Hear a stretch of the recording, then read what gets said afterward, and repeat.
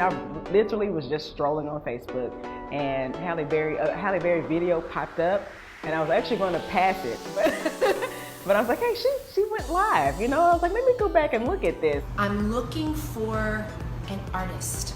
She was just on there talking about how she's relaunching her Hollywood fan page, but she needed a new look for the website, a new logo. And I just thought I'd give it a shot, and then if I win, I win. If I don't, eh.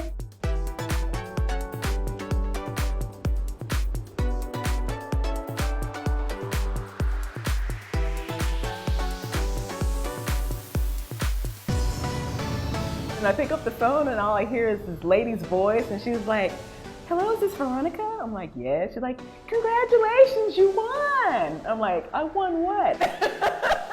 You know, completely not, you know, just not even thinking. And she was like, you won the Hollywood contest. This is Halle Berry. I'm like, oh my gosh.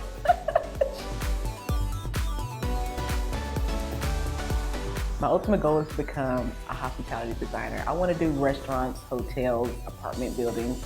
I want to design for like a mass of people. I get a lot of people tell me that UTA is one of the best architecture schools in the country.